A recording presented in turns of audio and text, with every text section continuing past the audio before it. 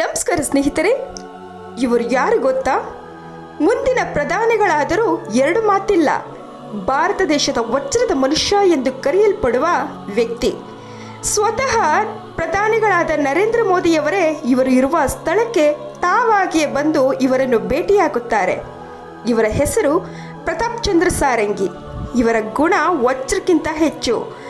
ಇವರಂತಹ ಗುಣವುಳ್ಳ ವ್ಯಕ್ತಿ ನಮ್ಮ ಭಾರತದ ರಾಜಕೀಯ ಜೀವನದಲ್ಲಿ ಯಾರೂ ಹುಟ್ಟಿಲ್ಲ ಎಂದರೆ ತಪ್ಪಾಗಲಾರದು. 2 ಬಾರಿ MLA ಮತ್ತು 2 ಬಾರಿ MP. ಈಗ 2024 ಲೋಕಸಭಾ ಚುನಾವಣೆಯಲ್ಲೂ ಮತ್ತೊಮ್ಮೆ ಚುನಾವಣೆ ಟಿಕೆಟ್ ಸಿಕ್ಕಿದೆ. 2 ಬಾರಿ MLA MP ಆದ ಇವರು ಮಾಡಿರುವ ಆಸ್ತಿ ಎಷ್ಟು ಗೊತ್ತಾ? ಕೇವಲ 4 ಜೊತೆ ಬಟ್ಟೆ, 1 ಸೈಕಲ್ ಮಾತ್ರ. ದುಡ್ಡಿಲ್ಲದೆ ಜನಸೇವೆ ಮಾಡಿ ರಾಜಕಾರಣಿ ಆಗಬಹುದು ಎಂದು ತೋರಿಸಿಕೊಟ್ಟವರೇ ಪ್ರತಾಪ್ ಸಾರಂಗಿಯವರು. ಇಂದಿಗೂ ಪಾರ್ಲಿಮೆಂಟ್ಗೆ ಸೈಕಲ್ನಲ್ಲೇ ಬರುತ್ತಾರೆ. ಇಂತಹ ರಾಜಕಾರಣಿ ನಮ್ಮ ದೇಶದಲ್ಲಿ ಇದ್ದಾರೆ ಎಂದರೆ ಖುಷಿ ಆಗುತ್ತೆ. ಇವರು ಒಂದು ಸಲವಾದರೂ ರೋಡಿಗೆ ಇಳಿದು ಪ್ರಚಾರ ಮಾಡಿಲ್ಲ, ದುಡ್ಡು ಕೂಡ ಹಂಚಿಲ್ಲ. ಇವರು ಮಾಡಿದ ಜನಸೇವೆ ಅತಿ ದೊಡ್ಡ ಪ್ರಚಾರವಾಗಿದೆ. ಒಂದು ಫ್ಲೆಕ್ಸ್ ಆಗಲಿ, ಕಟೌಟ್ ಆಗಲಿ, ಒಂದು ಬ್ಯಾನರ್ ಆಗಲಿ ಹಾಕಲ್ಲ. ಒಂದು ಬಾರಿಯೂ ಪ್ರಚಾರ ನಡೆಸಿಲ್ಲ. ಆದರೂ ಜನಗಳು ಅತಿ ಹೆಚ್ಚು ಮತ ಹಾಕಿ ಗೆಲ್ಲಿಸುತ್ತಾರೆ. ಇಂದಿಗೂ ಗುಡಿಸಲಿನಲ್ಲಿ ಜೀವಿಸುತ್ತಿರುವ ಪ್ರತಾಪ್ ಸಾರಂಗಿಯವರು 4 ಜನವರಿ 1955 ಒಡಿಶಾದ ಬಲಸೋರಿ ನಗರದಲ್ಲಿ ಜನಿಸುತ್ತಾರೆ. ಕಡು ಬಡತನ ಇವರು ಹುಟ್ಟಿದಾಗ ರಸ್ತೆ ಬದಿಯ ಒಂದು ಅರಕಲ ಗುಡಿಸಲು ಮನೆಯೇ ಇವರ ಮನೆಯಾಗಿತ್ತು. ಎಲ್ಲರಂತೆ ಶಾಲೆಗೆ ಹೋಗಿ ವಿದ್ಯಾಭ್ಯಾಸ ಮಾಡಬೇಕೆಂಬ ಆಸೆ. ಆದರೆ ಶಾಲೆಗೆ ಹೋಗಲು ದುಡ್ಡಿಲ್ಲ. ದುಡ್ಡಿನ ಅವಶ್ಯಕತೆ ತುಂಬ ಇದ್ದ ಕಾರಣ ಸಣ್ಣ ವಯಸ್ಸಿನಲ್ಲೇ ಒಂದು ಹೋಟೆಲ್ನಲ್ಲಿ ಕ್ಲೀನರ್ ಆಗಿ ಕೆಲಸಕ್ಕೆ ಸೇರುತ್ತಾರೆ. ಪ್ರತಿ ತಿಂಗಳು ಇವರಿಗೆ ಸಂಬಳ ಸಿಗುತ್ತಿದ್ದು 50 ರೂಪಾಯಿ. 50 ರೂಪಾಯಿಯಲ್ಲಿ 25 ರೂಪಾಯಿ ಮನೆಗೆ ಕೊಟ್ಟರೆ ಉಳಿದ 25 ರೂಪಾಯಿ ಪುಸ್ತಕಗಳನ್ನು ಕೊಳ್ಳಲು ಬಳಸಿಕೊಳ್ಳುತ್ತಾರೆ. ಬರೀ ಹೋಟೆಲ್ನಲ್ಲಿ ಕೆಲಸ ಮಾಡುತ್ತಿರಲಿಲ್ಲ. ಬೆಳಗಿನ ಜಾವ ಎದ್ದು ಮನೆಗೆ ಹೋಗಿ ಪೇಪರ್ ಮತ್ತು ಹಾಲಿನ ಪಾಕೆಟ್ಗಳನ್ನು ಹಾಕಿ ಬರುತ್ತಿದ್ದ ಹಣವನ್ನೆಲ್ಲ ಕೂಡಿಟ್ಟು ಶಾಲೆಗೆ ಅಡ್ಮಿಷನ್ ಮಾಡಿಸಿಕೊಳ್ಳುತ್ತಾರೆ. ಶಾಲೆಗೆ ಸೇರಿದ ಮೇಲೆ ವಿದ್ಯಾಭ್ಯಾಸದಲ್ಲಿ ಹೆಚ್ಚಿನ ಆಸಕ್ತಿ ಹೊಂದಿರುತ್ತಾ ಇನ್ನಷ್ಟು ಹಲವಾರು ಕೆಲಸಗಳನ್ನು ಮಾಡಿ ಇನ್ನಷ್ಟು ಹಣವನ್ನು ಸಂಪಾದನೆ ಮಾಡುತ್ತಾರೆ. ಪ್ರತಾಪ್ ಸಾರಂಗಿ ಅವರ ಜೀವನದ ಗುರಿ ಇದ್ದಿದ್ದು ಮೊದಲು ಸನ್ಯಾಸಿಯಾಗಬೇಕೆಂದು. ಸನ್ಯಾಸಿಯಾಗಿ ಜನಸೇವೆ ಮಾಡಬೇಕೆಂಬ ಹಂಬಲ ಹೊಂದಿದ್ದರು.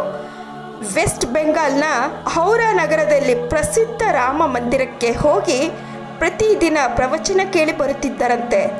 ಒಂದು ದಿನ ರಾಮಕೃಷ್ಣ ಮಠದ ಗುರುಗಳು ಕರೆದು, ನಿನ್ನ ಜೀವನದ ಗುರಿ ಏನು ಎಂದು ಕೇಳಿದರಂತೆ. ಅದಕ್ಕೆ ಸಾರಂಗಿ ಹೇಳುತ್ತಾರೆ, ನಾನು ಸನ್ಯಾಸಿಯಾಗಿ ಜನಸೇವೆ ಮಾಡಬೇಕೆಂದು ಯೋಚಿಸಿದ್ದೀನಿ ಎಂದರು. ಅದಕ್ಕೆ ಅವರ ಗುರುಗಳು ಹೇಳುತ್ತಾರೆ, ನೀನು ಎಲ್ಲಿ ಹುಟ್ಟಿರುವೆ ಅಲ್ಲೇ ಹೋಗಿ ಆದರ್ಶ ರಾಜಕಾರಣಿಯಾಗು, ನಿನ್ನ ಭವಿಷ್ಯ ಉಜ್ವಲವಾಗಿದೆ. ಭಾರತೀಯರಿಗೆ ನೀನು ಒಬ್ಬ ಮಾದರಿ ವ್ಯಕ್ತಿ ಆಗುತ್ತೀಯಾ ಎಂದು ಹೇಳಿದರಂತೆ. ಗುರುಗಳು ಹೇಳಿದಂತೆ ಸಾರಂಗಿಯವರಿಗೆ ರಾಜಕೀಯದ ಮೇಲೆ ತುಂಬ ಆಸಕ್ತಿ ಹುಟ್ಟುತ್ತೆ. ಯಾರ ಸಹಾಯವೂ ಇಲ್ಲದೆ ತಾವು ದುಡಿದಿದ್ದ ದುಡ್ಡನ್ನೇ ಉಪಯೋಗಿಸಿ ಸಮಾಜ ಉದ್ಧಾರಕ್ಕೆ ಮುಂದಾಗುತ್ತಾರೆ. 2004ರಲ್ಲಿ ಬಲಸೋರಿ ನಗರದಲ್ಲಿ ತುಂಬ ನೀರಿನ ಸಮಸ್ಯೆ ಇರುತ್ತೆ. ಕೇವಲ ತಿಂಗಳಿಗೆ 2 ರಿಂದ 3 ಬಾರಿ ಇಡೀ ನಗರದಾದ್ಯಂತ ಕುಡಿಯುವ ನೀರು ಬರುತ್ತಿತ್ತು. 3 ದಶಕಗಳಿಂದ ಇದ್ದ ನೀರಿನ ಸಮಸ್ಯೆಯನ್ನು ಸಾರಂಗಿಯವರು ಜನಸಾಮಾನ್ಯರಂತೆ ತನಿಖೆಗಳು, ಹೋರಾಟಗಳು ಮಾಡಿ ಕೇವಲ 6 ತಿಂಗಳುಗಳಲ್ಲಿ ನೀರಿನ ಸಮಸ್ಯೆಯನ್ನು ಬಗೆಹರಿಸಿಕೊಡುತ್ತಾರೆ. ತಿಂಗಳಿಗೆ 2 ರಿಂದ 3 ಬಾರಿ ಕುಡಿಯುವ ನೀರು ಬರುತ್ತಿತ್ತು. ಆದರೆ ಸಾರಂಗಿಯವರು ವಾರದಲ್ಲಿ 5 ದಿನ ಕುಡಿಯುವ ನೀರು ಬರುವ ಹಾಗೆ ಮಾಡುತ್ತಾರೆ.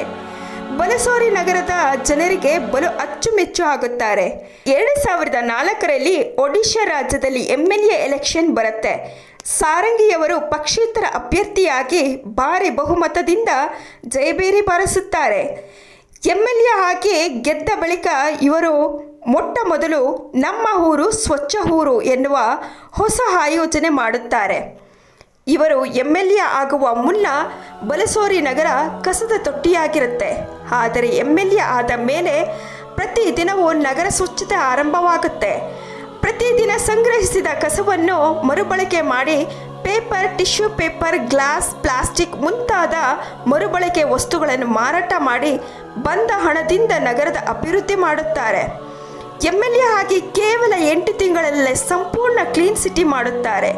ವಾರದಲ್ಲಿ 4 ದಿನ ನಗರದಾದ್ಯಂತ ಸೈಕಲ್ನಲ್ಲಿ ಓಡಾಡುತ್ತಾ ಜನಗಳ ಸಮಸ್ಯೆಗೆ ನೇರ ಸ್ಪಂದಿಸುತ್ತಾ ಒಂದು ಬಾರಿ ಪಕ್ಷೇತರ ಅಭ್ಯರ್ಥಿಯಾಗಿ ಗೆದ್ದಿದ್ದ ಸಾರಂಗಿಯವರನ್ನು 2ನೇ ಬಾರಿ ಸಾರಂಗಿಯವರನ್ನು BJP ಪಕ್ಷದಿಂದ MLA ಆಗಿ ಟಿಕೆಟ್ ಸಿಗುತ್ತೆ. 2ನೇ ಬಾರಿ ಕೂಡ ಭಾರಿ ಜಯ ಬೇರಿ ಬಾರಿಸುತ್ತಾರೆ. ಬಲಸೋರಿ ನಗರ ಸರ್ಕಾರಿ ಶಾಲೆಗಳನ್ನು ಹೈಟೆಕ್ ಶಾಲೆಗಳಾಗಿ ಬದಲಾಯಿಸುತ್ತಾರೆ. ಬಲಸೋರಿ ನಗರದಲ್ಲಿ ಪಬ್ಲಿಕ್ ಶೌಚಾಲಯ ಯೋಜನೆ, ಟೆಕ್ಕಿ ಉದ್ಯೋಗ ಯೋಜನೆ ಮುಂತಾದ ಅಭಿವೃದ್ಧಿ ಯೋಜನೆಗಳನ್ನು ಆರಂಭ ಮಾಡಿ ಕಾರ್ಯರೂಪಕ್ಕೆ ತರುತ್ತಾರೆ. 2019ರ ವರ್ಷದಲ್ಲಿ BJP ಪಕ್ಷದಿಂದ MP ಎಲೆಕ್ಷನ್ಗೆ ಸ್ಪರ್ಧಿಸಿ ಮತ್ತೆ ಜಯ ತಮ್ಮದಾಗಿಸಿಕೊಳ್ಳುತ್ತಾರೆ. ಇವರು ಮಾಡಿದ ಅಭಿವೃದ್ಧಿ ಕೆಲಸವೇ ಪ್ರಚಾರವಾಗಿ ಹೊರಹೊಮ್ಮುತ್ತೆ. ಒಂದು ದಿನವೂ ರೋಡಿಗಿಳಿದಿಲ್ಲ, ನನಗೆ ಓಟು ಹಾಕಿ ಎಂದು ಕೇಳಿಲ್ಲ, ದುಡ್ಡು ಕೂಡ ಹಂಚಿಲ್ಲ. ಆದರೂ ಜನರು ಇವರನ್ನು ಗೆಲ್ಲಿಸಿ MP ಮಾಡಿದ್ದಾರೆ. ಈಗ ಮತ್ತೊಮ್ಮೆ ಟಿಕೆಟ್ ಸಿಕ್ಕಿದ್ದು 2ನೇ ಬಾರಿಯೂ ಜಯಗಳಿಸುತ್ತಾರೆ. ಖಂಡಿತ ಇವರ ಬಳಿ ಇರೋದು 4 ಜೊತೆ ಬಟ್ಟೆಗಳು. ಈಗಲೂ ಇವರ ಕೈಯಲ್ಲಿ ಕೇವಲ 100 ರೂಪಾಯಿ ಇಟ್ಟುಕೊಂಡು ಓಡಾಡುತ್ತಾರೆ. ಇವರ ಆಸ್ತಿ ಗುಡಿಸಲು ಮನೆ, 1 ಸೈಕಲ್. ನಮ್ಮ ದೇಶದ ಉಳಿದ ರಾಜಕಾರಣಿಗಳು ಸಾರಂಗಿಯಂತಹವರ ರಾಜಕಾರಣಿಗಳನ್ನು ನೋಡಿ ಕಲಿಯಬೇಕು ಅಲ್ಲವೇ?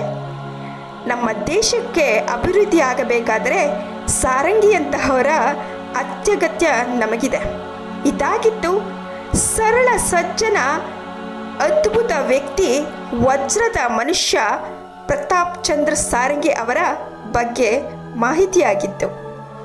ನಮಸ್ಕಾರ, ನಾನು ನಿಮ್ಮ ಪ್ರೀತಿಯ ಗೆಳತಿ ನಯನ. ನಮಸ್ಕಾರ ಸ್ನೇಹಿತರೆ.